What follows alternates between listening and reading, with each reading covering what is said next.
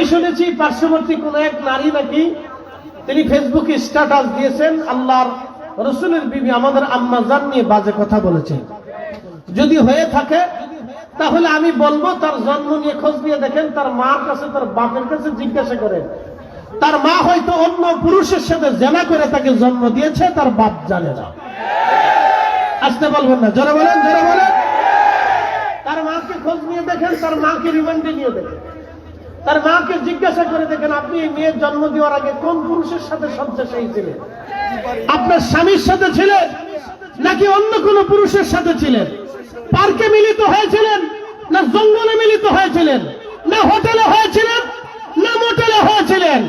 আপনি শিয়াল কুত্তার মতো এই নারীকে আপনার এই সন্তানকে কোথায় জন্ম দিয়েছিলেন? নতুবা সেই রাসূলের স্ত্রী আমাদের মহান জননী মা আম্মা জান খাদিজাতুল কুবরা নিয়ে সে বাজে কথা বলতে পারে না। কথা বলেন ঠিক না? অবশ্যই সে তার মা কোথাও না কোথাও তাকে ভিন্ন কোথাও জন্ম দিয়েছে, তার বাপ তাকে জন্ম দিয়েছে। ওটা উপস্থিতি ভালো করে কথা শুনে যাবে। আমি আগে বলেছি তাকদীর আল্লাহ লেখে। তাকদীর কে লেখে? একসাথে বলেন, কে লেখে? আল্লাহ তাকদীর লেখে। দুনিয়ার কেউ তাকদীর লেখে না, আল্লাহ তাকদীর লেখে। তাকদীর আমরা লিখি না, আমাদের ভাগ্য আমাদের হাতে নেই, এটা আল্লাহর হাতে। শুনে যাবে, ভালো করে শুনে যাবে। অলি নির্বাচিত হয় আল্লাহর পক্ষ থেকে। অলি গাছে ধরে না, অলি রাস্তায় পাওয়া যায় না, অলি যেখানে সেখানে হয় না। অলি আল্লাহর কোরআনে রাসূলের জিন্দেগির উপরে ফলো করে অলি তৈরি হয়। অলি তৈরি হওয়ার জন্য একটা ক্লাস আছে। আজকের এই সুন্দর ডেকোরেশন আপনারা দেখতেছেন, এটা তৈরি করার জন্য যদি আমাকে বলে তাহলে আমি পারবো না। এটা তৈরি করার জন্য যদি সভাপতিকে বলেন যে আপনি এটা ডেকোরেশন তৈরি করে দেন, সেও পারবে না। বলে কারণ কি? এই বিদ্যা তার না। একজন ডাক্তারকে যদি বলেন আপনি মাদ্রাসায় বুখারী শরীফ পড়ান, তো ডাক্তার পারবে না। কারণ বুখারী শরীফ পড়াইতে হলে তাকে উলুমুল বালাগাত, মানতিক, ফাসাহাত, নিজাম, সরব, নাহু এবং এইগুলি শিখে বুঝে অর্থের ভাব, কোন অর্থ কোন জায়গায় থাকবে, টোটাল আরবের গ্রামারের উপরে তার দক্ষতা নিয়ে আরবির উপরে বিশেষ জ্ঞান পারদর্শী হয়ে তাকে বুখারী শরীফ পড়ানো শিখতে হয়। তারপরেও একজন উস্তাদের শরণাপন্ন হয়ে বুখারী কিভাবে পড়াইতে হয়, কিভাবে দর্শ দিতে হয়, হাদিসের দর্শ কিভাবে দিতে হয়, সেখান থেকে শিখতে হবে। একজন মুফতি যিনি মুফতি হন তার ফিকহের ক্লাস করতে হয়। একজন মুফাসসির যখন মুফাসসির হন তার তাফসীরের ক্লাস করতে হয়। একজন ডাক্তার যখন ডাক্তার হন তাকে ডাক্তারি বিদ্যার উপরে তাকে ক্লাস করতে হয়। ডাক্তারের শরণাপন্ন হয়ে প্র্যাকটিক্যাল থিওরিক্যাল তাকে ওই ক্লাসের উপরে প্র্যাকটিক্যাল ভাবে তাদেরকে চিকিৎসা বিদ্যা শেখানো হয়। প্র্যাকটিক্যাল ছাড়া কেউ পায় না, অবশ্যই তাকে প্র্যাকটিক্যাল শেখানো হয়। তো যিনি ইঞ্জিনিয়ার হন তাকেও প্র্যাকটিক্যাল শেখানো হয়। যিনি ড্রাইভার হন তাকে একজন ড্রাইভারের শরণাপন্ন প্র্যাকটিক্যাল ভাবে এই বিদ্যা শিখতে হয়। তো প্রত্যেকটা বিদ্যারই একটা সূত্র আছে, প্রত্যেক বিদ্যার ভিন্ন ভিন্ন ভিন্ন ভিন্ন সূত্র আছে। এই ক্যামেরা যারা তৈরি করছে বা ক্যামেরা যারা চালায়, আমাদের ওয়াজ যারা এডিটিং করে, এই এডিটিং এর জন্য আলাদা একটা বিদ্যা আছে, সূত্র আছে। আমাকে বললে আমি পারবো না, যারা সবসময় করে ওরা যায়। ফেসবুকের একটা সূত্র আছে, ইউটিউবের আর এক সূত্র আছে। তো হোমিওপ্যাথিক চিকিৎসার একটা সূত্র আছে, অ্যালোপ্যাথিক আর একটা চিকিৎসার সূত্র আছে, ইউনানি চিকিৎসার আর এক সূত্র আছে। রোগ কিন্তু একটা, জ্বর। এই একই জ্বরের অ্যালোপ্যাথিক এক ওষুধ, হোমিও আর এক ওষুধ, ইউনানি আর এক ওষুধ, কিন্তু জ্বরের রোগ সেরে যাচ্ছে। সেই ভিন্ন ভিন্ন ওষুধ খাওয়াতে জ্বর সেরে যাচ্ছে, কিন্তু সূত্র ভিন্ন, খাওয়ার পদ্ধতি ভিন্ন, সময়ও ভিন্ন, কিন্তু সূত্র আলাদা। ভালো করে বুঝবেন, অলি কিন্তু এমনি তৈরি হয় না, অলি একটা সূত্রে এসে তৈরি হয়। এটার নাম তাসাউফ। এই ক্লাস অলিকে করতে হয়, দীর্ঘদিন করার পরে তারপরে মানুষ অলি হয়। এক আর দুই দিনে অলি হয় না। রব্বুল আলামিন পরীক্ষা নিরীক্ষা করে তাকে অলি হিসেবে কবুল করে আল্লাহর দরজায় মকবুল করে নেয়। অলি এমনি হয় না। তার প্রথম শর্ত আল্লাহ দিয়েছেন আল্লাযীনা আমানু, যারা ঈমানে আহলে সুন্নাত ওয়াল জামাত হবে, আকাইদে আহলে সুন্নাত ওয়াল জামাত হবে। মনে রাখবেন, জেনে রাখবেন, বুঝে রাখবেন, কোন মা অলির জন্ম দিতে পারে নাই, কোন বাবা অলির জন্ম দিতে পারে নাই। আকাইদে আহলে সুন্নাত ওয়াল জামাত ছাড়া কোন মা অলির জন্ম দিতে পারে নাই, কোন বাবাও সন্তান পয়দা করতে পারে নাই আকাইদে আহলে সুন্নাত ওয়াল জামাত ছাড়া। এই আকীদা ছাড়া কোন মা অলির জন্ম দিতে পারে নাই। এই আকীদা ছাড়া কেউ অলি হতে পারে নাই। কেউ যদি বলে আমি ভিন্ন আকীদায় ওলি হব, এটা ডাহা মিথ্যা কথা, তাহলে আল্লাহর কোরআন মিথ্যা হবে। আপনি ঠিক বললে ঠিক, না ঠিক বললেও ঠিক, আল্লাহর কোরআনে যেটা আছে ওটাই ঠিক। বুঝতে পারছেন? কথাগুলি ভালো করে বুঝে যাবে, শিখে যাবে, জানানো অত্যন্ত জরুরি। মনে রাখবেন, প্রথম নম্বর আল্লাহ শর্ত দিচ্ছেন আল্লাযীনা আমানু, এরপরে আল্লাহ আরেকটা শর্ত দিচ্ছেন ওয়া কানু ইয়াত্তাকুন, যারা মুত্তাকি হবে, তাকওয়াশীল হবে, যারা মুত্তাকি হবে আল্লাহ বলা হবে। আমার দিকে তাকা, ভালো করে বুঝেন। এখানে যে আমরা আছি কিয়ামতের ময়দানে, আমাদের শরীরে কি পোশাক থাকবে? আসতে বললেন না, ভয়ে বললেন না। এখানে করোনা আসতেছে না, কিয়ামতের ময়দানে কি আমাদের কোনো পোশাক থাকবে? আমরা সবাই বস্ত্রহীন থাকবো। বর্তমান পৃথিবীর সবচেয়ে দামি প্রেসিডেন্ট পুতিন অত্যন্ত নিরবিচ্ছিন্ন গোয়েন্দা নিরাপত্তার ভিতরে সে থাকে। তার নিরাপত্তার জন্য লক্ষ লক্ষ গোয়েন্দারা নিয়মিত কাজ করে। বুঝতে পারছেন? তো আমাদের দেশের এই সাতার গোয়েন্দা না, এগুলো বলে লাভ নাই। আমাদের দেশে যারা আছে এগুলো বলে লাভ নাই, এরা দেশের চোরই পর্যন্ত ধরতে পারে, তো বলে তো লাভ নাই। এদেশের এই খাবারের ভিতরে ভেজাল, চিনির ভিতরে ভেজাল, ডালির ভিতরে ভেজাল, তেলের ভিতরে ভেজাল, পানির ভিতরে ভেজাল, ডাবে ভেজাল, ফলে ভেজাল, খাবারে ভেজাল, ঔষধে ভেজাল, এদেশের বিষের ভিতরে ভেজাল, বিষ খেলেও মানুষ মরে না। হ্যাঁ, এত পরিমাণে ভেজাল। ভেজাল কারা দেয়? কুত্তাই দেয়, নাকি বলে? না, ধরে বলেন ভেজাল কে দেয়? তো মানুষে যে ভেজাল দিল, এই ভেজাল যারা দিল তাদের ধরতে কয় ঘন্টা সময় দরকার? বিমানবন্দরে বিদেশিরা যখন প্রবাসীরা দেশে আসে, ওদের লাগেজ কেটে, চোরে লাগেজ কেটে নিয়ে যায়। আচ্ছা, ওই চোর কোথার থেকে আসে? বিমানবন্দরের মধ্যে একটা সিক্রেট জায়গা, নিরাপত্তা একবারে নিরবিচ্ছিন্ন একটা নিরাপত্তার জায়গা, এখান থেকে যদি আমাদের জনগণের টাকা চুরি হয়ে যায়, তাহলে বাংলাদেশের মানুষের নিরাপত্তা আছে কোন জায়গায়? আমার একটু বুঝাই দেয়, আমাকে বুঝান যে এই জায়গায় নিরাপত্তা আছে। বলে কোথায় নিরাপত্তা আছে?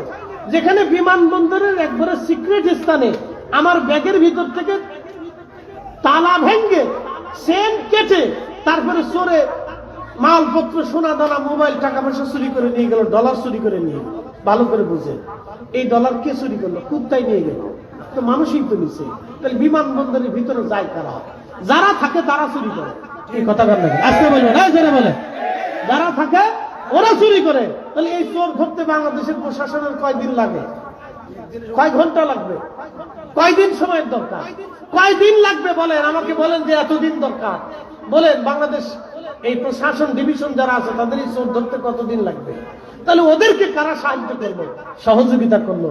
এবার বুঝেন আমরা কোথায় বাস করি, এটা বলে লাগবে। এটা দুঃখের কথা। এই জন্য আমরা হুজুররা দাঁড়াইলে আপনারা সহজে ভোট দিবেন না, কারণ হুজুররা তো মাল ছাড়তে পারে না, টাকা দিতে পারে না, 2 নম্বরই করতে পারে না, সেটারই বাটপারি করতে পারে না। হ্যাঁ, কথা কর না কেন? যারা বলে আমরা দাঁড়াইলে আপনারা জীবনে ভোট দিবেন, আমরা জানি ভোট দিবেন না, কারণ হুজুররা মাল দিতে পারে না। এদেশের মানুষের চরিত্র কেমন জানেন? 500 টাকা দিলে হবিগঞ্জের আদালতে দেয় সাক্ষী দিয়ে আসবে, মিথ্যা সাক্ষী দিবে। 500 টাকা, 500 টাকা লাগে না, 1 প্যাকেট বিরিয়ানির প্যাকেট ধরাই দিলি সাক্ষী। 1 প্যাকেট বিরিয়ানির প্যাকেট একটা ধরাই দিলেও মিথ্যা সাক্ষ্য দিয়ে চলে আসবে। এটা হচ্ছে মেড ইন বাংলাদেশ। হ্যাঁ, এটা মেড ইন বাংলাদেশ। কবে চরিত্রের পরিবর্তন হবে? আল্লাহর কসম করে বলি, আমাদের চরিত্র পরিবর্তন না হওয়া পর্যন্ত এই দেশ পরিবর্তন হবে না, না হবে না। আমাদের চরিত্র পরিবর্তন না হওয়া পর্যন্ত এই দেশ পরিবর্তন হবে না। আমাদের চরিত্র পরিবর্তন করতে হবে। আগামী দিন আপনি কাকে নির্বাচন করবেন, সেই জন্য এখনই আপনাকে সিদ্ধান্ত নিতে হবে। আপনার এলাকায় যদি ভালো লোক হয় তাহলে ভোট দেন, নতুবা দিয়েন না। কথা ক্লিয়ার বলছি, একবারে ফ্রেশ কথা। বলে হুজুর রাজনীতির ওয়াজ করতে আসছেন? না, এটা আমার সাবজেক্ট না। আমার সাবজেক্ট অলিদের সাবজেক্ট। শাহজালাল ইয়ামানি 750 বছরের আগে এসেছিলেন। বুরহান উদ্দিনের ছেলেকে যখন জবাই দেওয়া হলো, তখন শাহজালাল ইয়ামানি বলেন আমরা থাকতে জমিনে জুলুম হবে, জুলুমকে কবর দেওয়ার জন্য শাহজালাল ইয়ামানি জমিনে এসেছিলেন। কথা বলবেন না? জোরে বলেন, জোরে বলেন। জুলুমকে কবর দেওয়ার জন্য এসেছিলেন, ঠিক।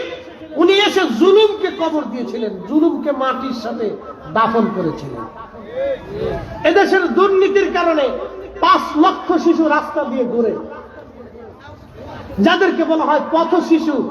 বলেন এই পথ শিশুর কেউ মা হারিয়েছে, কেউ বাবা হারিয়েছে, কারো মা হারিয়েছে, কারো স্বপ্নার কারণে সে বের হয়ে আসছে, সে রাস্তায় রাস্তায় ঘুরে মানুষ থেকে লাথি দেয়, খেতে দেয় না, পয়সা দেয় না, টাকা দেয় না, টাকা চাইতে গেলে মানুষ থেকে লাথি দেয়, ধমক দেয়, মারে, পিটায়।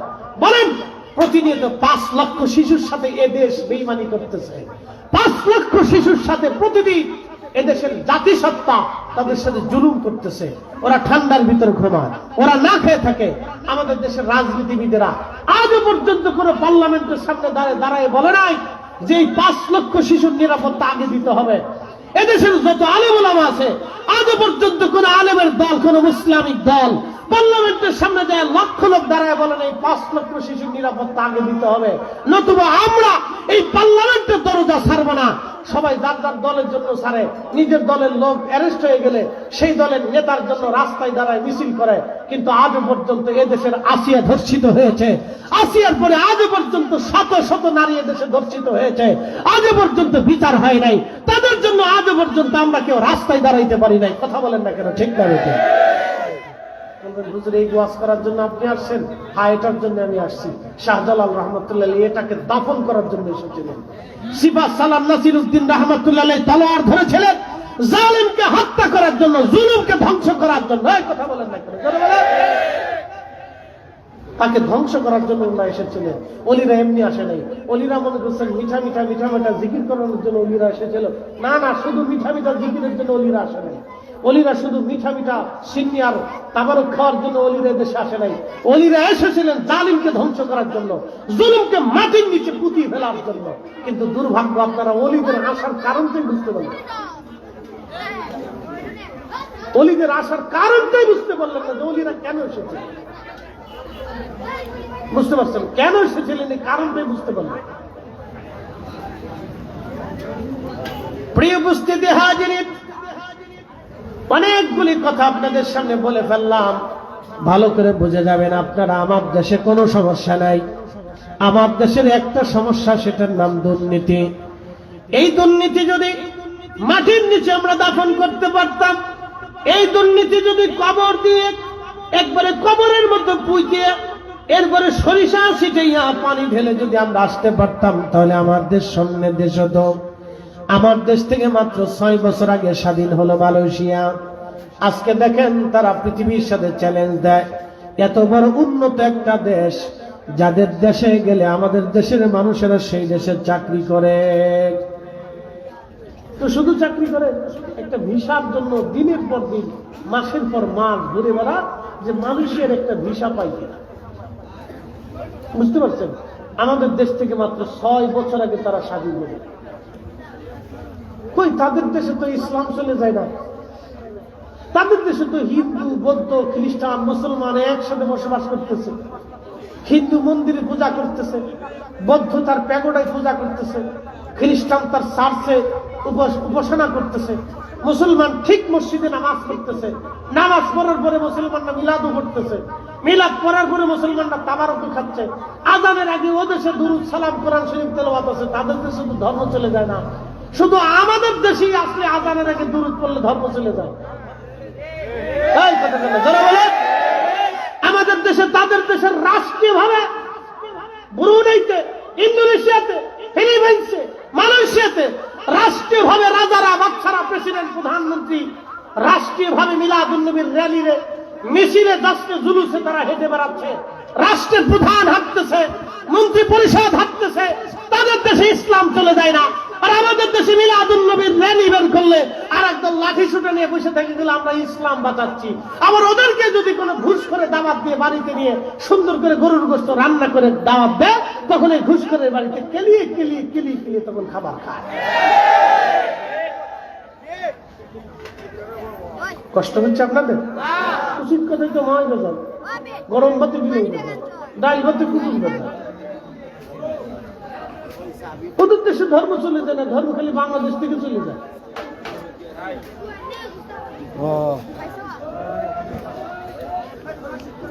হবিগঞ্জবাসী ভালো করে শুনে যাবেন, বুঝে যাওয়াটা অত্যন্ত জরুরি। আমি কাজের কথা আপনাদের সামনে উপস্থাপন করলাম। ভাই আমার দেশে কোনো সমস্যা নাই, সমস্যা একটা দুর্নীতি। এই দুর্নীতিকে যদি কবর দিতে পারেন, আল্লাহর কসম করে বলি, আমাদের চরিত্র যদি চেঞ্জ করতে পারেন তাহলে অবশ্যই এদেশ সুন্দর হয়ে যাবে। কারণ এদেশে খনিজ সম্পদের কোনো অভাব নাই। পুরা সিলেট ডিভিশনটা খনিজ সম্পদের উপরে ভাসমান আছে। শুধু সিলেট না, চট্টগ্রাম এবং সিলেট দুইটা ডিভিশন খনিজ সম্পদের উপরে ভেসে আছে। উত্তরবঙ্গের মাটির নিচে পাথর এবং কয়লার উপরে উত্তরবঙ্গ ভেসে আছে। পুরো উত্তরবঙ্গের মাটির নিচে পাথর, পুরা নর্থ বেঙ্গলের মাটির নিচে কয়লা, পুরা দেশটার নিচেই খনিজ সম্পদে ভরা। আপনি শুনলে গা শিউরে উঠবে। পুরা দেশটাই খনিজ সম্পদের উপর ভাসতেছে। আমার এই দেশে, এদেশের মাটি খনিজ সম্পদ। একটা বিচি ফেলাইলে এদেশের মাটিতে 50 বছর পানি না দিলেও বিচিতে গাছ ধরতে থাকে, গাছে ফল ধরতে থাকে। এদেশের প্রত্যেকটা মানুষ সম্পদ বলে। কারণ কি?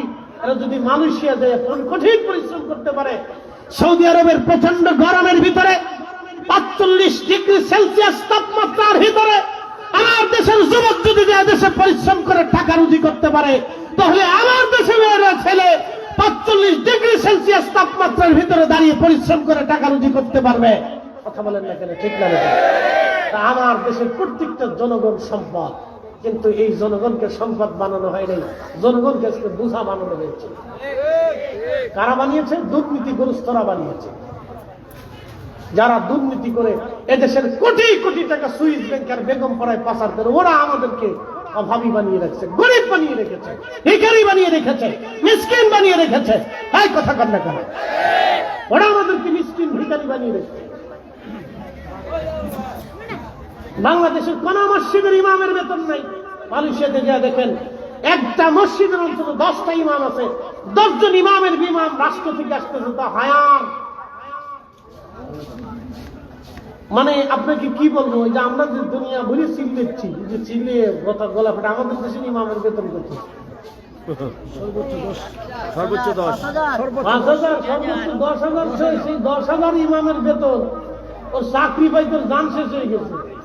ওর বাপ দেখছে, মা দেখছে, 14 গোষ্ঠী দেখছে, তার কণ্ঠ দেখছে, চেহারা দেখছে, পোশাক আশাক দেখছে, তার আচার ব্যবহার দেখছে, বিয়ে শাদী করছে কিনা, বাচ্চা কাচ্চা আছে কিনা, বাড়ি কোন জায়গায়, সব দেখছে। মুসল্লি 36 জনের ভিতরে 32 জনে পছন্দ করছে কিনা, 2 জন না করলো কিনা, সবাই যদি হাই হুজুর পছন্দ হয়েছে, তাইলে 10,000 টাকার বেতনের চাকরি হয়। তারপরে 6 মাস বাকি থাকে। ডাকাত কোথাকার? আমি এক গ্রামে গেছি, বললাম ইমাম সাহেবের বেতন কত? হুজুর 2,000 টাকা। ইমাম সাহেব দাঁড়ায়, হুজুর 6 মাস বাকি রাখছে। আমাকে প্রত্যেক বাড়িতে আগুন ধরে দেন, ওরা জালিম। তাই আসতে পারেন কেন? ধরে বলে ওরা জালিম। ওদের প্রত্যেক ঘরে ঘরে ঘরে ঘরে আগুন ধরে দেন, ওরা জালিম। মাত্র 2,000 টাকার একজন ইমাম পালতে পারে না, জালিম কোথাকার? এদেশের ইমামরা, আলেমরা এদেশের সমাজ নির্মাণে কত ভূমিকা রাখে জানেন? এদেশের আলেমরা বসে বসে চোরেরে বুঝাই বুঝাই সাধু বানাচ্ছে। কি কথা বল না কেন? ডাকাতকে বুঝাই বুঝাইয়া তওবা করাইছে। এদেশের লক্ষ লক্ষ ইমামের দ্বারা লক্ষ লক্ষ মানুষ হকের রাস্তা, সঠিক রাস্তা খুঁজে পেয়েছে। কত নেশাখোর ভালো হয়ে গেছে, কত বদ মেধাবী সন্তান বাবা মার খেদমত গুজার হয়ে গেছে। অথচ ইমামের টাকা নাই, ইমামের বেতন নাই। সারা বছর শেষে ঈদের দিনও সরকার ইমামরা একটা মানে পোশাকও পর্যন্ত কিনে দেওয়ার টাকা নেই। আবার আমরা নাম দিছি ইসলামিক দেশ, 85% মুসলমানের দেশ। সাতা কিসের মুসলমান?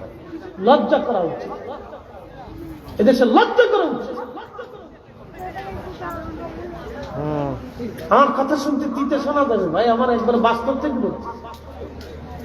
আপনি মালদ্বীপে চলে যান, প্রত্যেক ইমামের বেতন আছে।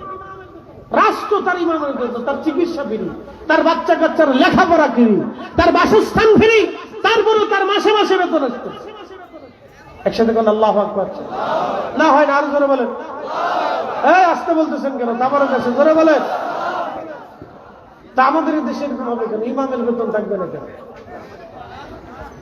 ইমাম নিয়োগের সময় আপনারা এত বাছা বাঁচেন, কিন্তু ভোট দেওয়ার সময় এত বাঁচেন না। ভোট দেওয়ার সময় 500 টাকা দিলে ভোট মেরে দিয়েছেন, ক্যালকেলে ধ্যাপ ধ্যাপ ধ্যাপ ধ্যাপ করে মেরে দিয়ে।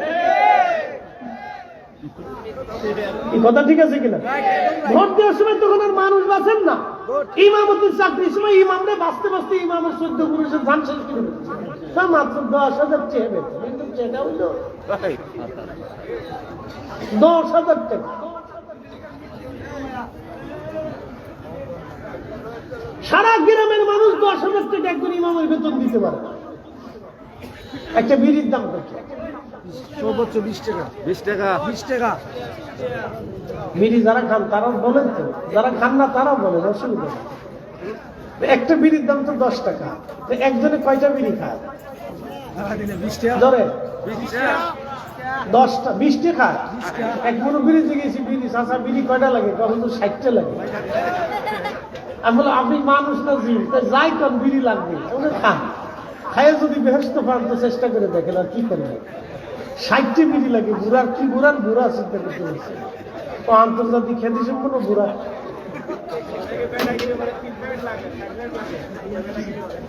চাল প্যাকেট খেয়ে বলে বেটাগিরি করে, বিড়ি খেয়ে যদি বেটাগিরি দেখানো যায় তাহলে এরকম বেটাই তো দরকার দেশে।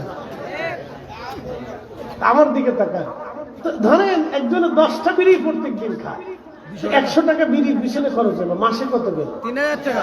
3000 টাকা একজন বিলোক তার বিড়ির পিছনে খরচ করে, ইমামের বেতন 5,000 টাকা। লজ্জা করা উচিত না? শরম করা উচিত, হায়া থাকা উচিত মানুষের। তাহলে বোঝা গেল এদেশের মানুষেরা ইমামের সাথে জুলুম, জালেম, মানে ইমামের সাথে জুলুম করে।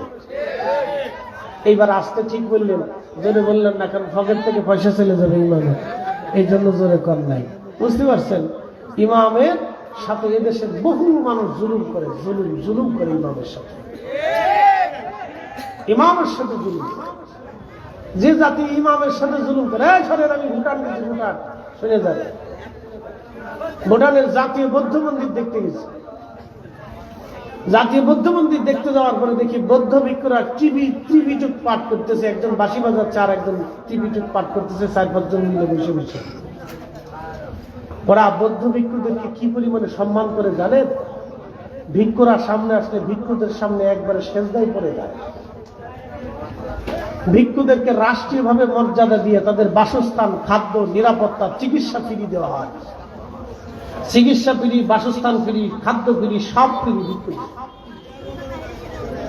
বৌদ্ধ তার ধর্মের গুরুদেরকে এত পরিমাণে সম্মান করলো, তার চিকিৎসা ফ্রি, বাসস্থান ফ্রি, পোশাক ফ্রি, খাদ্য ফ্রি, সব ফ্রি রাষ্ট্র তাকে দেয়। আর আমার দেশের একজন ইমামের বেতন 5,000 টাকা দিতে পারলেন না, তারপরে কত তাল বাহানা কেন 6 মাস বাকি রাখে। এটা ইমামের সাথে জুলুম করা হয়। প্রিয় মুসলমান, এটা আমাদের বাংলাদেশ, মেড ইন বাংলাদেশ। বলে হুজুর এই অবস্থার পিছনে দায়ী কে? একমাত্র এই অবস্থার পিছনে দায়ী হচ্ছে দুর্নীতি। দুর্নীতি যদি না থাকতো তাহলে আমাদের দেশের মানুষের হাতে পয়সার অভাব থাকতো না। এই কথা কার লাগে যারা বলে পয়সার অভাব থাকতো না। প্রিয় উপস্থিতি হাজিরিন, আমি এদিকে যাব না, আমি আমার মূল থিমের দিকে, আলোচনার দিকে ফিরে যাই। আপনাদেরকে নিয়ে সমসাময়িক বিষয় নিয়ে 2-4টি কথা বললাম, না বললে তো নয়, না বললে আপনি বুঝবেন না, সেই জন্য বললাম। কেন আমরা পিছনে পড়ে আছি? আমাদের পিছিয়ে পড়ার মূল কারণ হলো দুর্নীতি। কারণ দুর্নীতি যদি না থাকতো তাহলে আমাদের দেশ স্বর্ণের দেশ হয়ে যাইত। ভালো করে শুনে নেন, আল্লাহর ওলিরা দুনিয়ার মধ্যে কেন এসেছিলেন? ইনসাফ প্রতিষ্ঠিত করার জন্য। এই কোরআনে আল্লাহ ওয়াজ করলেন, ইন্নাল্লাহা ইয়া'মুরু বিল আদলি ওয়াল ইহসানি ওয়া ইতা'i যিল কুরবা। আল্লাহ বলেন, ইন্নাল্লাহা ইয়া'মুরু বিল আদল, আমি রব্বুল আলামিন তোমাদেরকে নির্দেশ করলাম তোমরা দুনিয়াতে ন্যায় করবা, অন্যায় করবা না। ন্যায় প্রতিষ্ঠিত করবা, অন্যায় করবা না।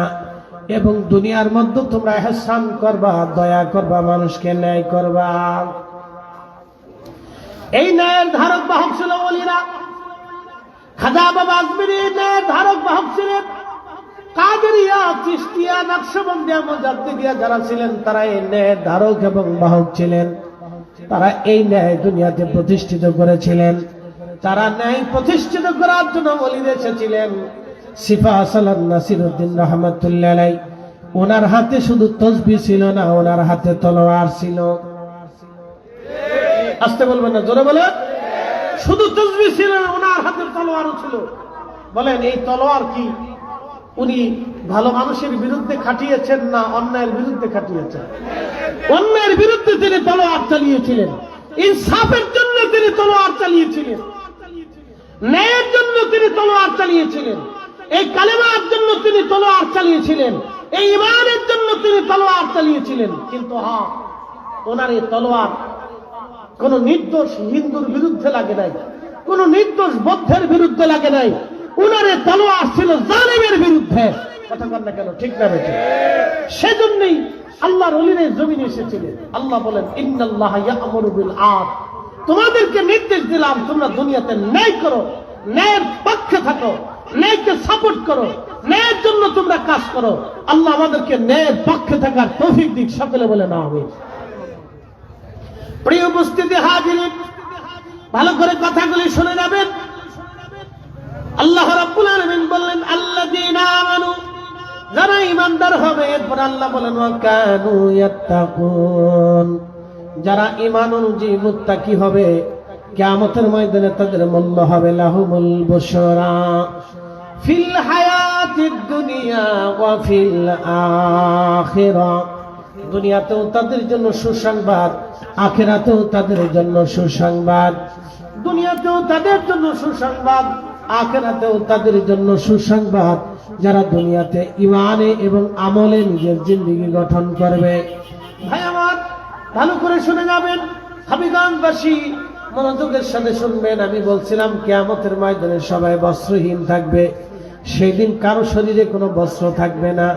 প্রেসিডেন্ট পুতিনের শরীরে বস্ত্র থাকবে না, প্রেসিডেন্ট ট্রাম্পের শরীরে বস্ত্র থাকবে না, বা সৌদি আরবের বাদশাহ যিনি তার শরীরেও সেদিন পোশাক থাকবে না।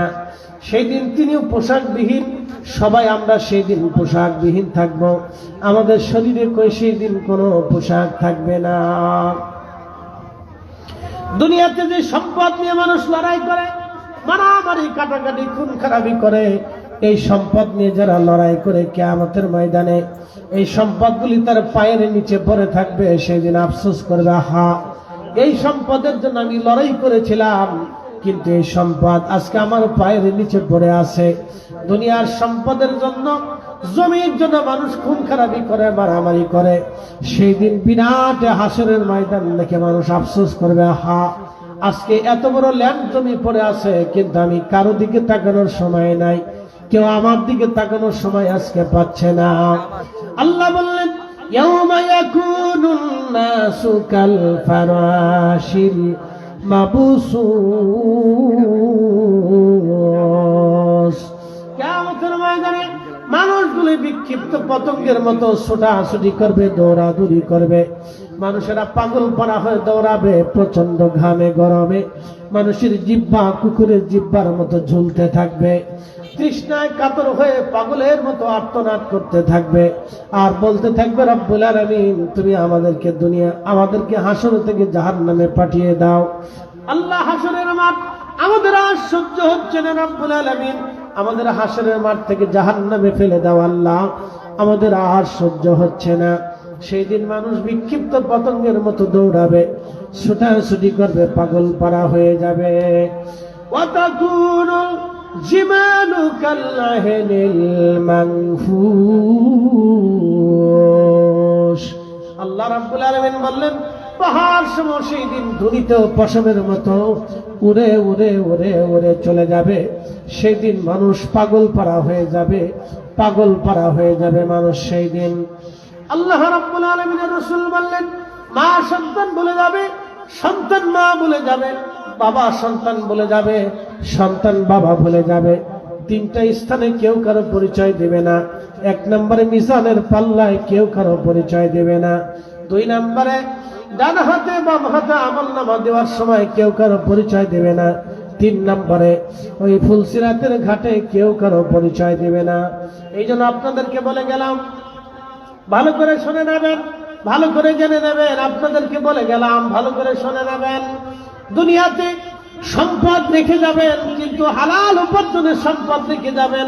হারাম উপার্জন দিয়ে যদি সম্পদ আপনি রেখে যান, তাহলে এই সম্পদ আপনার জাহান্নামের কারণ হবে।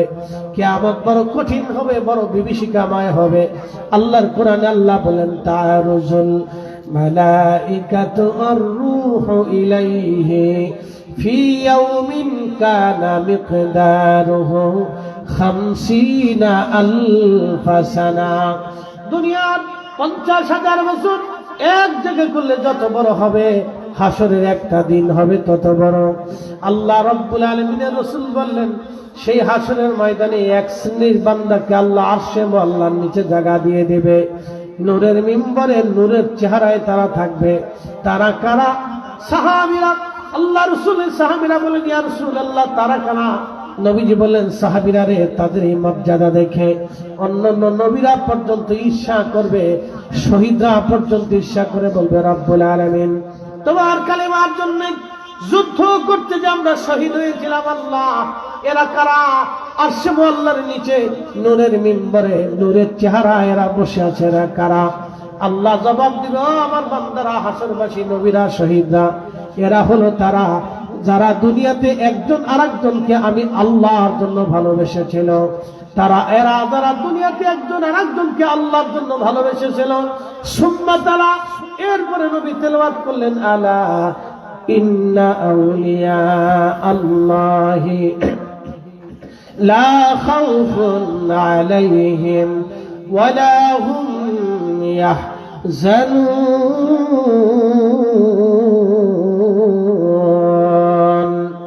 আমার আল্লাহ বললেন, সাবধান, আমার ওলি যারা, তাদের কোনো ভয় নেই, তাদের কোনো চিন্তা নাই। নবীজি আয়াত কারিমা তেলাওয়াত করলেন। তার মানে কিয়ামতের ময়দানে আরশে মুআল্লার নিচে জায়গা হবে ওলিরা, এবং যারা ওলিদেরকে ভালোবাসবে তাদের হাসরের ময়দানে আরশে মুআল্লার নিচে আল্লাহ তাদের জায়গা বরাদ্দ করে দেবে। একসাথে জোরে বলেন আল্লাহু আকবার। কিয়ামতের ময়দানে আরশে মুআল্লার নিচে জায়গা হবে ওই শ্রেণীর ব্যক্তিদের যারা দুনিয়াতে আল্লাহকে, আল্লাহর জন্য ওলিদেরকে যারা মহব্বত করেছিল, কিয়ামতের ময়দানে ওলিদের জায়গা হয়ে যাবে। ওলিদের এবং ওলিদেরকে যারা মহব্বত করেছিল তাদেরও জায়গা হয়ে যাবে।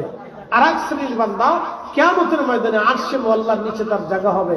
ওই বান্দা ছাড়া, ওই লোক, এই 7 শ্রেণীর ব্যক্তি ছাড়া আরশে মুআল্লার নিচে আর কারো জায়গা বরাদ্দ হবে না। আর মনে রাখবেন, সেই দিন আরশে মুআল্লার আশ্রয় ছাড়া আর কোনো আশ্রয় কেন্দ্র থাকবে না। আশ্রয় কেন্দ্রই থাকবে একটা, সেটা আল্লাহর আরশ। আল্লাহর আরশ ছাড়া আর কোনো আশ্রয় কেন্দ্র থাকবে না। খুব মনোযোগ দিয়ে শুনে যাবেন। 1 নম্বরে ওই ব্যক্তি যিনি দুনিয়াতে ন্যায় বিচার করেছিল। একসাথে বলবেন আল্লাহু আকবার। কি বিচার করেছিল? ন্যায় বিচার করেছিল। দুনিয়াতে যারা ন্যায় বিচার করেছিল, আরশে মুআল্লার নিচে তাদের জায়গা হয়ে যাবে। আচ্ছা বলেন তো, দুনিয়াতে যারা অন্যায় বিচার করেছিল তাদের কি অবস্থা হবে? কি কঠিন পরিণতি হবে, তাদের কি ভয়াবহ অবস্থা হবে যারা দুনিয়াতে অন্যায় বিচার করেছিল, অন্যায় বিচার করেছিল এবং অন্যায় বিচারে যারা সাহায্য করেছিল, কিয়ামতের ময়দানে তাদের পরিণতিটা হবে খুবই ভয়াবহ এবং মারাত্মক। 2 নম্বরে আল্লাহর নবী বলেন, আমার উম্মত, ওই ব্যক্তি আরশে মুআল্লার নিচে তার জায়গা বরাদ্দ হয়ে যাবে যে ব্যক্তি দুনিয়াতে নামাজ পড়ে মসজিদ থেকে বের হয়ে আসার পরে আবার মসজিদে বের হয়ে যাওয়ার জন্য, মসজিদে যাওয়ার জন্য উদ্গ্রীব হয়েছিল। এই লোকটা কিয়ামতের ময়দানে আল্লাহ তাকে আরশে মুআল্লার নিচে জায়গা বরাদ্দ করে দেবে।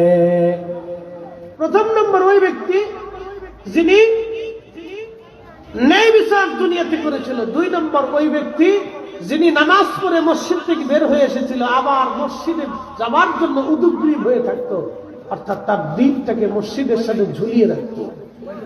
এরকম মুসল্লি আসে না? মসজিদ থেকে বের হইয়া আবার মসজিদে যাওয়ার জন্য সে উদ্গ্রীব থেকে কখন আজান হবে। আজান হওয়ার সাথে সাথে সে পাগলের মতো মসজিদে ছুটে দৌড়ায় চলে যায়। আল্লাহ রাসূল বলছেন, এই ব্যক্তি কিয়ামতের ময়দানে তার আরশে মুআল্লার নিচে জায়গা বরাদ্দ হয়ে যাবে। আরেক ব্যক্তি আরশে মুআল্লার নিচে জায়গা বরাদ্দ হবে। সেই ব্যক্তি, ওই ব্যক্তি দুনিয়াতে যে ডান হাতে দান করতো কিন্তু বাম হাতে জানতো না, ডান হাতে দান করতো কিন্তু বাম হাতে জানতো না, এই ব্যক্তি আরশে মুআল্লার নিচে তার জায়গা বরাদ্দ হয়ে যেত হবে। 3 নম্বর আরেক ব্যক্তি, ওই ব্যক্তি সেই যুবক যাকে কোনো সুন্দরী নারী জেনা করার জন্য আহ্বান করেছিল, জেনা করার জন্য আহ্বান করেছিল। এদেশের মানুষ এখন জেনারের গুনাই মনে করে না। শুধু এদেশ না, সারা পৃথিবী, সারা ওয়ার্ল্ড জেনায় সয়লাভ হয়ে গেছে। সারা পৃথিবী, উন্নত বিশ্বগুলিতে কোনো কথাই নেই। উন্নত বিশ্ব থেকে শুরু করে সারা পৃথিবী এখন জেনায় জেনায় সয়লাভ হয়ে গেছে। জেনাকে তারা পাপই মনে করে, গুনাই মনে করে। এটা যে একটা মহাপাপ, এটা মানুষ ভুলে গেছে। জেনা করা যে জঘন্য পৈশাচিক কার্য, এটা মানুষ ভুলে গেছে, এটা মনে নাই। বুঝতে পারছেন? এটা মানুষ ভুলে গেছে, এটা মানুষ ভুলে গেছে যে জেনা যে কঠিন গুনাহ, এটা মানুষ ভুলে গেছে, এটা মনেই নেই। শোনে যায়, কয়েকদিন আগে ভূমিকম্প লাড়া দিয়েছিল না? কেন লাড়া দিয়েছে? ভাবতেছেন ভূমিকম্প আসছে আর আসবে না? কখনই। আপনাদেরকে আজকে একটা তথ্য দিয়ে দিই। 1757-তে একটা ভূমিকম্প হয়েছিল বাংলাদেশে। 1757। এই যে আপনাদের ভৈরবের নিচ দিয়ে যে নদীটা চলে গেছে, এই নদীর নাম কি? মেঘনা। এই নদীটা কোথা দিয়ে প্রবাহিত হতো জানেন? এই নদীর অববাহিকা ছিল বর্তমান যে কুমিল্লা ক্যান্টনমেন্ট আছে, এই ক্যান্টনমেন্টের এই পাশে যে লালমাই পাহাড় আছে, এই পাহাড়ের পাশ দিয়ে নদীটা প্রবাহিত হতো। কিন্তু নদীটা ঘুরিয়ে নরসিংদীর এইখান দিয়ে একেবারে দাউদকান্দির নিচ দিয়ে বের হয়েছে। কারণটা কি বলেন তো? 1757-তে একটা ভূমিকম্প হয়েছিল, প্রলয়ঙ্করী ভূমিকম্প। এই ভূমিকম্পে নদীর গতি পরিবর্তন হয়ে 30 থেকে 40 কিলোমিটার দূর দিয়ে দাউদকান্দির নিচ দিয়ে নদীটা প্রবাহিত হচ্ছে। অথচ এই নদী ছিল লালমাই পাহাড়ের পাশ দিয়ে। এবার আপনি বুঝে যান, সেন্ট মার্টিন দ্বীপ পৃথিবীতে কখনো ভাসমান ছিল না, এটা সাগরের নিচে ছিল। সেন্ট মার্টিন দ্বীপ কখন আসলো? 1797-তে একটা ভূমিকম্প হলো। সেই ভূমিকম্পে সেন্ট মার্টিন দ্বীপটা সাগরের নিচ থেকে উঠে সাগরের উপরে 3 ফিট পর্যন্ত উঁচু হয়ে গেল। একসাথে জোরে বলবেন আল্লাহু আকবার।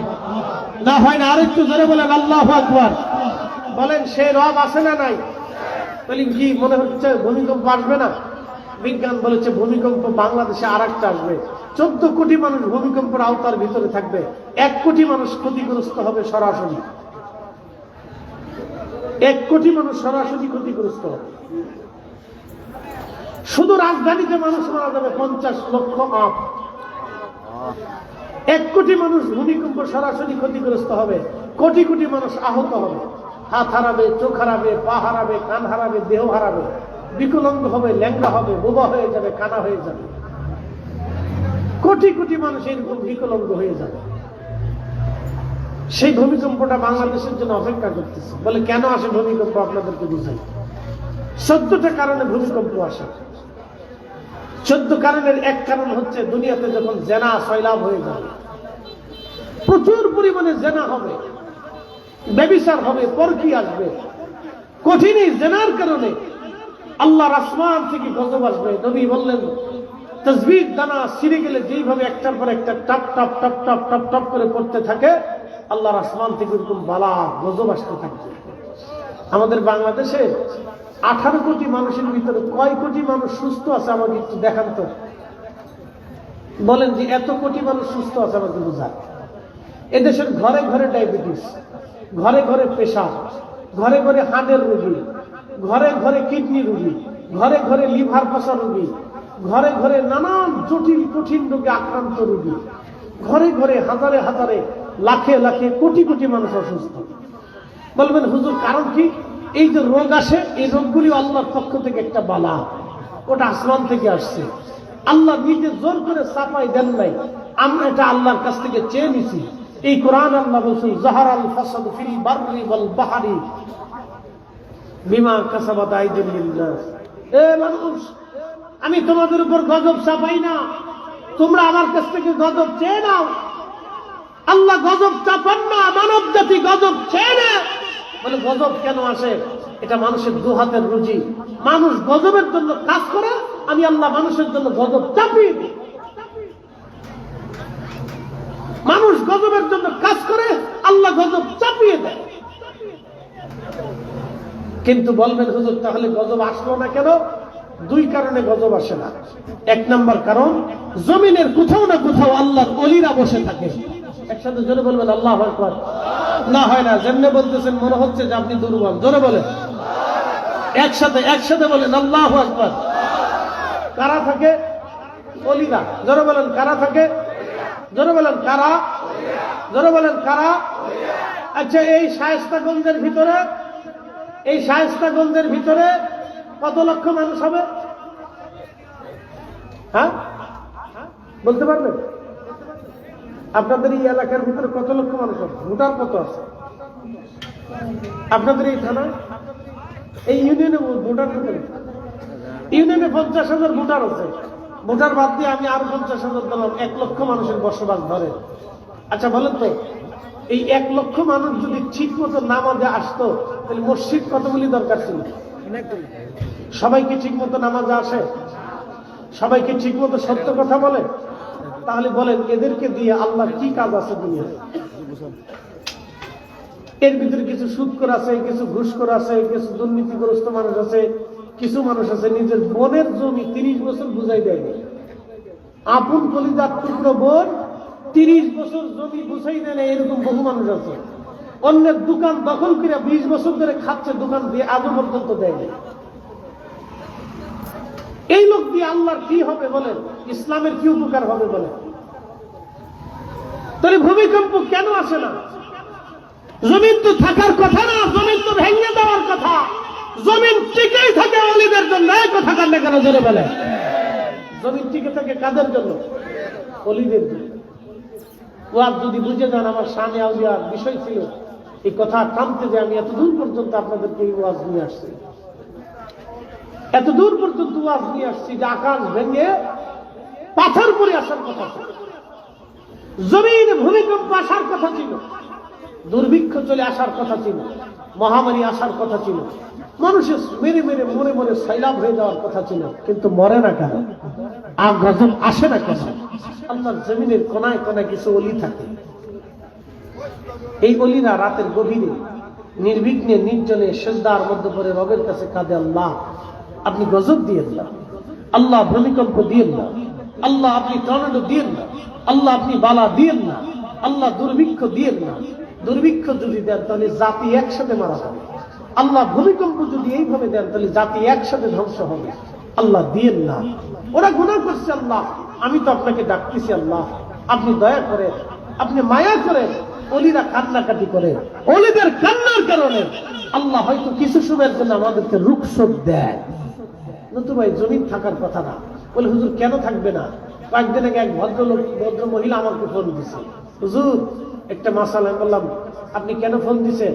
বলতেছে হুজুর মাফ করবেন, একটা জিনিস জানার জন্য ফোন দিছি, আমি বিপদে পড়ে ফোন দিছি। আমি বললাম বলেন কি বিপদ? বলতেছে হুজুর আমার স্বামী তার আপন সব বোনের মেয়ের সাথে জেনা করে।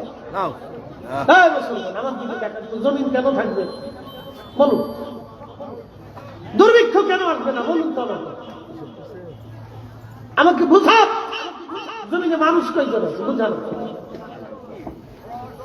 হুজুর আমার স্বামী তার সব বোনের মেয়ের সাথে জেনা করে, আমি কি থাকবো না চলে যাবো? শুধু এতটুকু জানার জন্য আপনাকে মাফ করবেন। কথাটা শোনার পরে আমার গা শিল, আমি স্তব্ধ হয়ে গেছি। তাকে কি করে বুঝাবো বলেন তো? বোনের মেয়ের সাথে জেনা করে তো বোনের সাথে জেনা করে। কি নিকৃষ্ট মানুষ! তা কুত্তা কোনোদিন চিন্তা করে, কুত্তাও চিন্তা করে, গরু ছাগলে চিন্তা করে, হাঁস মুরগি ভেড়া বকরিও চিন্তা করে, এই চিন্তা মানুষ করে দিচ্ছে। পরশুদিন নিউজে দেখলাম এক মহিলা তার স্বামীর বিরুদ্ধে মামলা করছে, বলে তার 10 বছরের মেয়ের সাথে সে জেনা করে, ধর্ষণ করে, মেয়েকে ধর্ষণ করে। এই কথা শুনলে আপনার ঘাসির উঠবে না? যে বাবার কাছে যদি মেয়ের নিরাপত্তা না থাকে তাহলে পৃথিবীতে একজন নারীর নিরাপত্তা কোথায়? তার অর্থ হচ্ছে আমরা আইয়ামে জাহিলিয়াতকে ফেল করে ফেলেছি। শুধু জমিনে ওলি যদি না থাকতো তাহলে জমিন ভেঙ্গে আল্লাহ জমিনে পাথর নিক্ষেপ করে, আল্লাহ ভূমিকম্প দিয়ে একসাথে পৃথিবীর মানুষকে গায়েব করে দিত যদি ওলি না থাকতো। এই কথা বললে কেন ঠিক না? নারায়ে রিসালাত, নারায়ে রিসালাত, নারায়ে গাউসিয়া। কিন্তু আফসোস আমরা ওলিদেরকে বুঝলাম না, আমরা ওলিদেরকে বুঝলাম। আমরা কেউ আছি ওলিদের মাজার ভাঙ্গে চিন্তা করতেছি আমরা একবার ইসলাম প্রতিষ্ঠিত করি। কি আশ্চর্য, কি আশ্চর্য একটা ব্যাধি আমাদের দেশে আসবে, মহামারীর মতো ছড়াই গেছে, নাম দিছে তৌহিদি জনতা।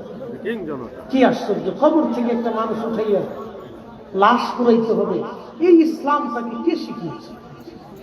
কোন কালেমায়, কোন কিতাবে, কোরআনের কোন পৃষ্ঠাতে, রসুলের জিন্দিগির কোন হাদিসে আছে? বলেন আবু জাহেলের চাইতে নিকৃষ্ট কাফের দুনিয়াতে কেউ আছে যে আল্লাহ রসুলকে তিলে তিলে তিলে তিলে তিলে তিলে কষ্ট দিয়েছে? সেও তো বদরের যুদ্ধে নিহত হওয়ার পরে নবী তার হাত কাটে নাই, নাক কাটে নাই, তার দেহকে বিকলঙ্গ করে নাই, তার বডির সাথে নবীজি কোনো অত্যাচার করে নাই। সাহাবায়ে কেরাম তার বডিতে আগুন ধরিয়ে পুড়িয়ে সারখার করে দেয়। এবং কি করেছে? সাহাবীরা তার লাশটা ধরে নিয়ে কুয়ার মধ্যে ফেলে দিয়েছে।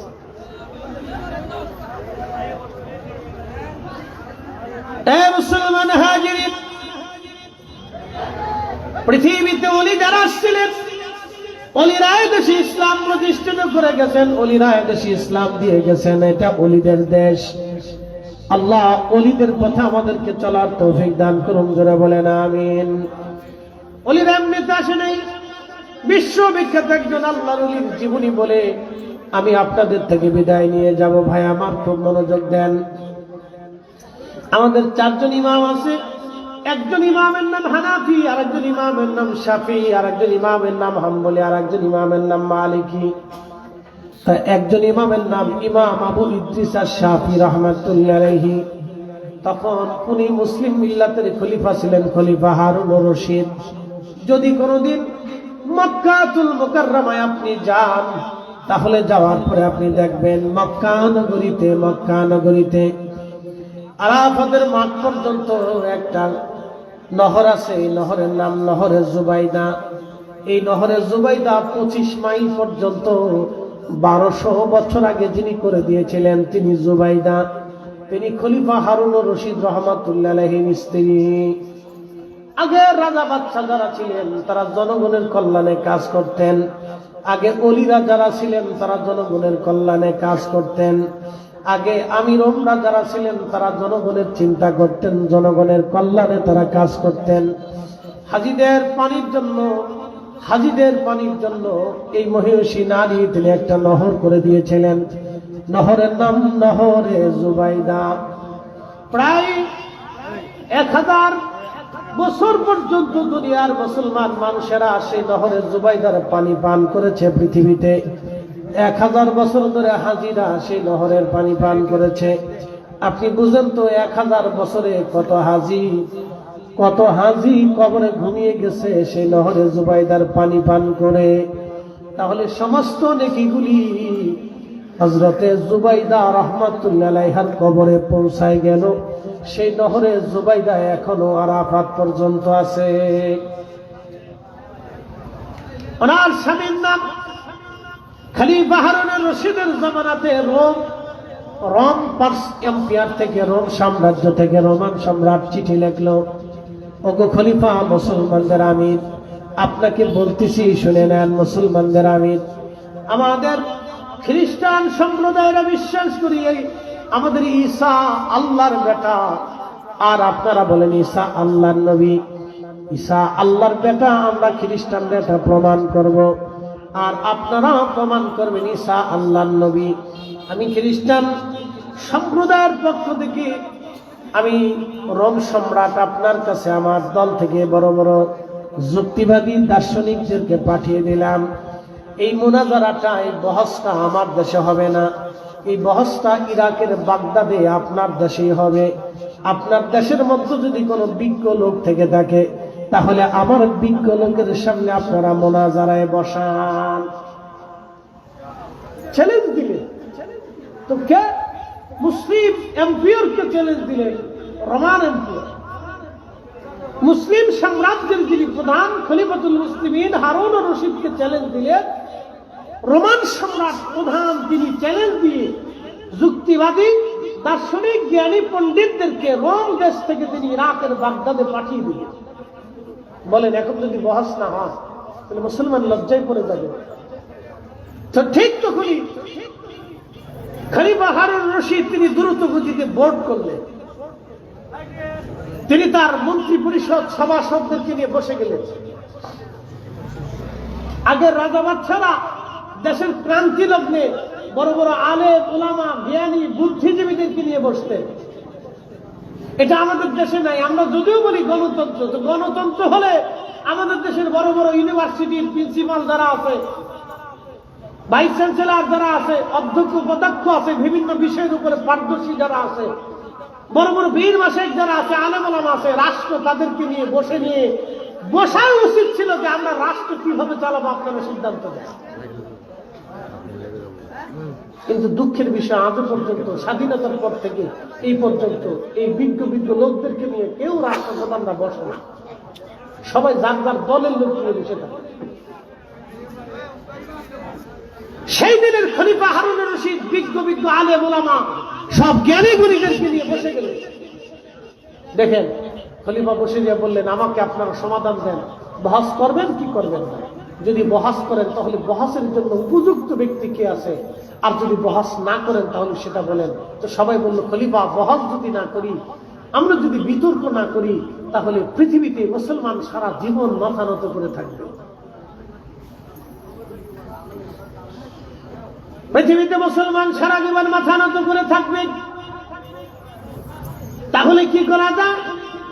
বলে আমাদের পৃথিবীতে একজন আলেম আছে, এই আলেমের নাম হযরত ইমাম আবু ইদ্রিস আশ-শাফিঈ। পৃথিবীর সবচেয়ে বড় আলেমদের মধ্যে ইনি বর্তমান বড় আলেম এবং বড় আল্লাহর ওলি। উজির বললেন, হুজুর ওনাকে দিয়ে যদি আপনি বহস করান তাহলে আশা করা যায় বিজয় হবে। খলিফা হারুন রশিদ বললেন, তাহলে চিঠি লেখেন। কি চিঠি লিখবো? দ্রুত গতিতে বলেন সে যেন ইরাকের বাগদাদে চলে আসে, কারণ খ্রিস্টানরা আমাদের দিকে রওনা হয়ে গেছে, তারাও আসবে, আমরাও থাকবো, বহস হবে। খলিফা হারুন রশিদ চিঠি পাঠিয়ে দিলেন। তখন তিনি বাইতুল আকসার ইমাম ছিলেন, ইমাম আবু ইদ্রিস আশ-শাফিঈ। তখন বাইতুল আকসা ফিলিস্তিন মদল মুসলমানদের দখলে ছিল। বর্তমান Iran, Iraq, Oman, Yemen, Qatar, Dubai, Saudi Arabia, Bahrain, Jordan, Syria, Lebanon, Libya, Tunisia, Algeria, Nigeria, Morocco, Sudan এবং মিশর থেকে শুরু করে পৃথিবীর বিরাট একটা অংশ খলিফা হারুন রশিদ রাহমাতুল্লাহ আলাইহি তিনি শাসন করতেন। এমনকি তুরস্কের কিনারা পর্যন্ত তিনি শাসন করতেন। বিরাট এই দেশ শাসন করতেন খলিফা হারুন রশিদ রাহমাতুল্লাহ আলাইহি। ভাই আমার, তখন হুজুরের কাছে চিঠি পাঠাইলেন। হুজুর চিঠির জবাব দিলেন, খলিফা আমি খ্রিস্টানদের সাথে বহস করব, কিন্তু শর্ত হলো বহস হবে দজলা নদীর পারে এবং সময়টা হবে জোহরের নামাজের পরে। আমি বহস করব, সময় হবে জোহরের নামাজের পরে, স্থান হবে দজলা নদীর পারে। খলিফা চিঠি পাঠিয়ে দিলেন, হুজুর আপনি চলে আসেন, আপনি যেইভাবে শর্ত দিবেন আমি শর্ত মেনে নিব, কিন্তু তারপরও বহস করতে হবে। কারণ মুসলমান এই বহসে যদি একবার হেরে যায়, সারা জীবন মুসলমান মাথা নিচু করে থাকবে, মুসলমানের ইজ্জত দেখানো যাবে না। আল্লাহু আকবার। তেলের গাড়ি তেলে চলি, হাওয়ার গাড়ি হাওয়ায় উড়ে, বিনা তেলে চালাই গাড়ি নবী সুলাইমান। আমরা সেই মুসলমান, আমরা সেই মুসলমান, আমরা সেই মুসলমান। কিন্তু আমাদের সেই রুহানিয়ত, সেই অস্তিত্বকে আমরা বিলীন করে ফেলেছি, হারিয়ে ফেলেছি। আমরা সেই মুসলিম, আমাদের কথা শুনলে বাতিলরা থরথর করে কাঁপতো। আমরা সেই মুসলমান। হবিগঞ্জবাসী শুনে যাবেন, খলিফা হারুন রশিদ রাহমাতুল্লাহ আলাইহি দজলা নদীর পরে মঞ্চ বানাইলেন। লক্ষ লক্ষ মানুষ আসলো, আমির আলেম ওলামা এসে গেল, খলিফা নিজে উপস্থিত হয়ে গেলেন, খ্রিস্টান মিশনারিরাও চলে আসলো, তারাও বসে গেল। আজকে বিতর্ক হবে মুসলমানদের সাথে খ্রিস্টানদের। সব ধর্মের মানুষ আসছে বহাল দেখার জন্য। লক্ষ লক্ষ মানুষ ইরাকের বাগদাদে বহজ দেখার জন্য চলে আসলেন। হবিগঞ্জবাসী ভালো করে বুঝে যান, ইসলাম অলিদের কাছে নিরাপদ ছিল, ইসলাম অলিদের কাছে নিরাপদ থাকবে। এবং ইসলামের ঝান্ডা যদি কখনো কারা উড়ায়, তাহলে অলিরা ইসলামের ঝান্ডা উড়াবে। অলিদের কাছে ইসলামের ঝান্ডা উড়বে। ভালো করে শুনুন। তো খলিফা হারুন রশিদ রহমাতুল্লাহ আলাইহি বিরাট মঞ্চের ইন্তজাম করে লক্ষ লক্ষ মানুষ আসছে বহাজ দেখার জন্য। দজলা নদীর পাড়ে বহাজ শুরু হবে। জোহরের নামাজের সময় হয়ে গেল। হযরত ইমাম আবু ইদ্রিস আশ-শাফিঈ রাহিমাহুল্লাহ তিনি জোহরের নামাজ পড়ার জন্য জোহরের নামাজের সময় স্টেজে উপস্থিত হলেন। খলিফাকে বললেন, খলিফাতুল মুসলিমিন, আমি নামাজ পড়ে তারপরে বহাজ করব, আগে একটা জায় নামাজ দেন, আগে আমি নামাজ সেরে নেই। খলিফা হারুন রশিদ রাহমাতুল্লাহ আলাইহি তিনি জায় নামাজ দিলেন। জায় নামাজ দিলেন। হযরত ইমাম শাফিঈ জায় নামাজ দিলেন। জায় নামাজ খানা নিয়ে তিনি দজলা নদীর মধ্যে জায় নামাজ বিছাইয়ে দিলেন। দজলা নদীর মধ্যে জায় নামাজ বিছাইয়া হযরত ইমাম আবু ইদ্রিস শাফিঈ রাহমাতুল্লাহ আলাইহি জায় নামাজে দাঁড়িয়ে গেলেন। দজলা নদীর উপরে পানির উপরে জায় নামাজ ভাসতে লাগলো। জায় নামাজের উপরে ইমাম আবু ইদ্রিস শাফিঈ দাঁড়িয়ে গেলেন। জায় নামাজ পানির উপরে ভাসে, সেদিন পানি তার জায় নামাজ ডুবাই নাই। জায় নামাজ নিয়ে দজলা নদীর মাঝখানে তিনি পুরা জোহরের নামাজ আদায় করলেন। জোহরের নামাজ শেষ। নামাজ শেষ করার পরে ইমাম আবু ইদ্রিস শাফিঈ ডাক দিলেন, এ খ্রিস্টানেরা, তোমরা কারা বহস করার জন্য আমার কাছে আসছো বলো। কলিজার মধ্যে যদি তোমাদের সাহস থেকে থেকে বহস করার যোগ্যতা যদি থাকে, তাহলে তোমরা চলে আসো। আমি ইমাম ইদ্রিস শাফিঈ আজ দজলা নদীর মাঝখানে যাই নামাজ পড়ে অপেক্ষায় করলাম। তোমাদের যদি সাহস থাকে, তাহলে তোমরাও আজকে আমার সামনে দাঁড়াও। আজকে বহস স্টেজে হবে না, আজকে বহস আমরা দজলা নদীর মাঝখানে যাই নামাজে দাঁড়ায় করব। একবার জোরে বলা যাবে আল্লাহু আকবার।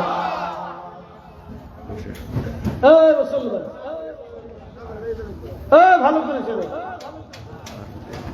দজলা নদীর মাঝখানে ইমাম আবু ইদ্রিস শাফিঈ দাঁড়িয়ে গেলেন। দজলা নদীর মাঝে দাঁড়িয়ে গেলেন। নামাজ চলতেছে। নামাজ শেষ। আচ্ছা এই খ্রিস্টানের আসো, তোমরা প্রমাণ করবা ঈসা আল্লাহর বেটা, আর আমি এই নামাজের উপরে দাঁড়াইয়া প্রমাণ করবো ঈসা আল্লাহর নবী। একসাথে বলবেন আল্লাহু আকবার। আসো, যদি তোমাদের কলিজার মধ্যে সাহস থাকে। বলেন তো। ইমাম আবু ইদ্রিস শাফিঈ জায় নামাজ বিছাইলেন। জায় নামাজ তাকে পানিতে ডুবাইলেন। এই শক্তির নাম হচ্ছে রূহে শূন্য। এই শক্তির বদৌলতে হযরত শাহজালাল ইয়ামানী মুজাররদি রাহমাতুল্লাহ আলাইহি তিনি সুরমা নদীর উপর জায় নামাজ বিছিয়ে দিলেন। সেই দিন যদি উনি সুরমা নদীর উপর জায় নামাজ বিছাইতে না পারতেন, তাহলে আজকের এখানে মাহফিল হতো না। তাই আজকে বলবেন না, জোরে বলে, আজকের এখানে মাহফিল হতো না। ইসলাম তো দূরের কথা, কালিমা তো দূরের কথা, কালিমার তো পুষ্টি আছে। যদি সেই দিন ওনার জায় নামাজ সুরমা নদীর নিচে ডুবে যেত, তাহলে আজকের ইসলাম এখানে যেত। এত সুন্দর মঞ্চ করে আবার ওয়াজ করবেন, এত সোজা, এত সোজা।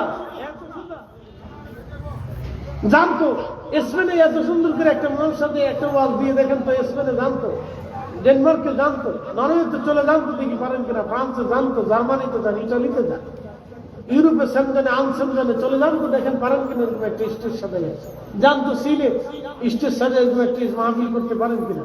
অত দূর যাওয়া লাগবে না, আপনি ভারতে চলে যান, গুজরাটে চলে যান, তো এরকম একটা স্টেজ সাজায় দেখেন পারেন কিনা। দিন এত সোজা। খাজা বাবা আজমিরি কি ওয়াজ করেছিলেন, তার জবানের হুজুর কি ছিল, তার রুহের শক্তি কি ছিল। যে একজন না দুইজন না 90 লক্ষ মানুষ কালেমা পড়ে মুসলমান হয়েছিল। আমরা সেই দলের নাম হলে সুন্নাত ওয়াল জামাত, অথচ আমরা বলেছে বেদাতি আর মাজার পূজারি। কথা কর না কেন? ঠিক না? আমরা বলতেছে না মাজার পূজারি। আমরা হলাম সেই জামাত, যে জামাতের আকাবিররা এদেশের মানুষকে কালেমার শিক্ষা দিয়েছে, ঈমান দিয়েছে, কালেমার পথে আল্লাহর আকাশে উড়িয়েছে, অথচ আমরা বলেছে বেদাতি।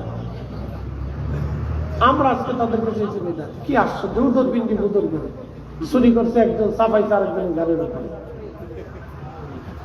বুঝতে পারছেন? উদর বিন্দি বুদর বেদাতি কি আর বেদাতি বানিয়েছে? আচ্ছা বলেন তো, মুনাজাত বন্ধ করে দেওয়া এটা সুন্নাত? মুনাজাতকে বন্ধ করে দেওয়ার যারা চেষ্টা করতেছে ওরা হলো অরিজিনাল বেদাতি। আর আমরা যারা মুনাজাতকে প্রতিষ্ঠিত রাখার চেষ্টা করতেছি আমরা হচ্ছি অরিজিনাল সুন্নতি। আমরা সুন্নতের জন্য লড়াই করি। এই কথা কার না কেন? যারা বলেন আমরা কিসের জন্য লড়াই করি? সুন্নতের জন্য লড়াই করি, যে এটা জিন্দা রাখতি আর ও আসছে এটা বন্ধ করতি। তাহলে যে বন্ধ করতে আসছে ও সুন্নতকে বন্ধ করার জন্য আসছে, আর আমরা নবীর সুন্নতকে প্রতিষ্ঠিত রাখার জন্য জিহাদ করতেছি। তাহলে অরিজিনাল আমরাই হচ্ছে সুন্নত, কিন্তু হয়েছে আমরা হয়েছি বেদাতি। কি আশ্চর্য! উদর পিন্ডি বুদর করে চুরি করছে একজন, সাফাই চার একজনের গানের উপর। প্রিয় উপস্থিতি, ভালো করে শুনে গেল হাজিরি। হযরত ইমাম শাফি রাহমাতুল্লাহ আলাইহি দজলার ডাইনামাজে দজলার উপরে দাঁড়িয়েছেন। তোমাদের যদি কলিজায় সাহস থাকে তো আসো, আজকে বহাস দজলা নদীর মাঝখানে হবে। লক্ষ লক্ষ মানুষ দজলা নদীর দিকে তাকিয়েছে হা করে, হা হা, এটা কি হলো? এটা কি করে সম্ভব? এটা আবার কোন বিদ্যা, যে বিদ্যায় দজলার পানি থেকে ডুবায় না? এটা আবার কোন বিদ্যা, যে বিদ্যা দজলার পানিতে ডুবায় না থাকে?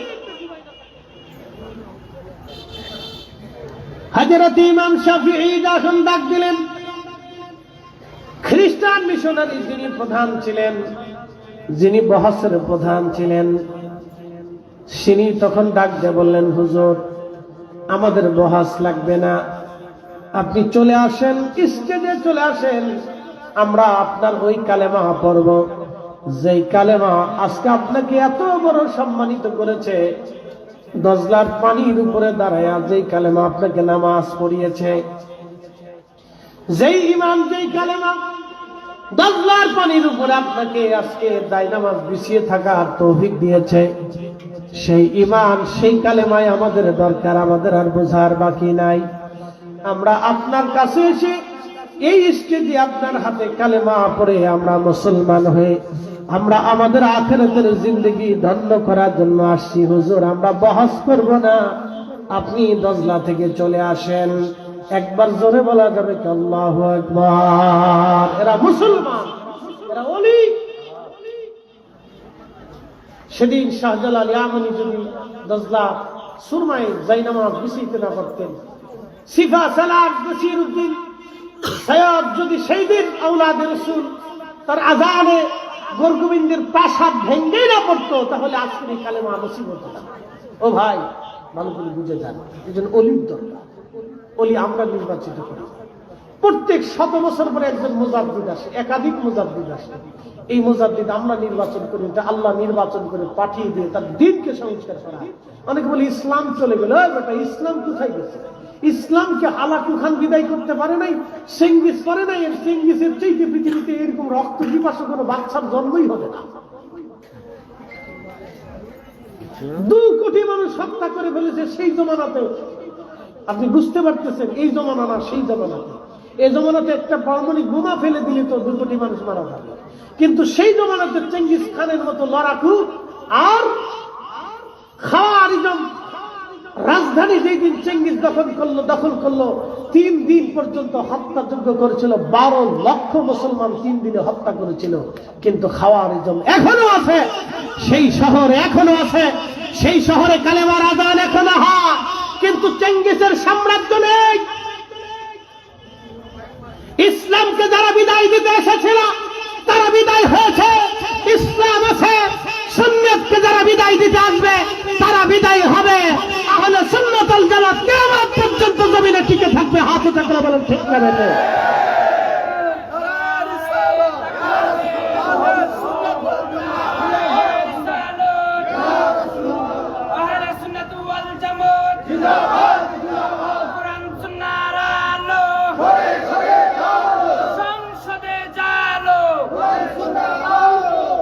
কি ভয় পাইতেছেন নাকি?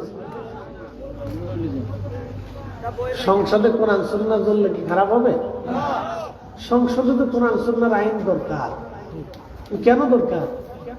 সংসদে যদি আল্লাহ কোরআনের আইন চলে যায় তাহলে এদেশে ইনসাফ প্রতিষ্ঠিত হবে। ভিখারির ভিক্ষা করা লাগবে না, অন্ধের অন্ধত্ব বরণ করে ওইভাবে থাকতে হবে না, গরিবের চিকিৎসা বিনামূল্যে উন্নত চিকিৎসা এদেশেই হবে। একসাথে বলবেন আল্লাহু আকবার। আল্লাহ তৌফিক দিক বলে না আমি ভয় পাই না, ভয় পাওয়ার কিছু নেই। আল্লাহ আমাদেরকে তৌফিক দিক আহলে সুন্নাত ওয়াল জামাতের পথে থাকা। আমিন।